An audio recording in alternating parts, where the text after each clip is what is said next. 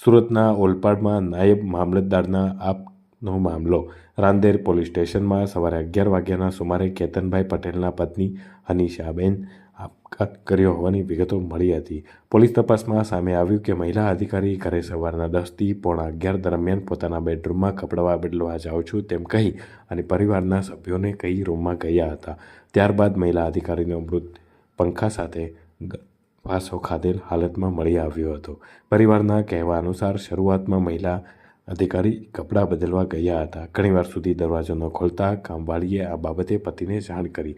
પતિએ બૂમાબૂમ કરી અને ત્યારબાદ દરવાજો ખોલતા તેનો ખાધેલી હાલતમાં દેહ મળી આવ્યો હતો. આજરોજ સવારના રાંદેર પોલીસ સ્ટેશનમાં 11 વાગ્યાના સુમારે જાહેરાત આપવામાં આવેલી કે કેતનભાઈ ભગુભાઈ પટેલના પત્ની હિનિશાબેન નાઓએ તેઓના ઘરે સવારના 10થી 10:45 દરમિયાન પોતાના બેડરૂમમાં કપડાં બદલવા જાઉં છું તેમ કહીને તે વખતે પંખા સાથે એ ફાંસો લગાવી ગળે ફાંસો ખાધેલી હાલતમાં મળી આવેલા.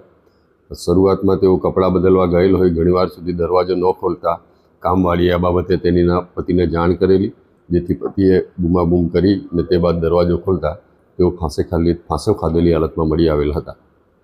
બંને પતિ પત્ની ઓલપાડ પ્રાંત અધિકારીમાં નાયબ મામલતદાર તરીકેની ફરજ બજાવે છે. આ બાબતે હાલ તપાસ ચાલી રહી છે. એક આઘાતજનક બનાવ છે, જેથી શોકગ્રસ્ત પરિવારને પણ ઊંડાણપૂર્વક પૂછપરછ કરવાની થોડી વાર લાગી છે અને એ બાબતે પૂછપરછ કરવાની પ્રક્રિયા ચાલી રહી છે. ટૂંક સમયમાં જ પોલીસ તપાસમાં બનાવનું કારણ જાણવા મળી જશે. બનાવના સ્થળેથી કોઈ સુસાઇડ નોટ કે બીજી કોઈ અન્ય વસ્તુ હાલ મળી આવેલ નથી. હા, એવા પણ કોઈ પ્રકારના પોલીસની ગુપ્ત તપાસમાં પણ એવી કોઈ વિગતો આવેલ નથી અને આમ તપાસ દરમિયાન પણ એવી કોઈ હાલ સુધી એવી કોઈ ચોક્કસ વિગતો જાણવા મળેલ નથી.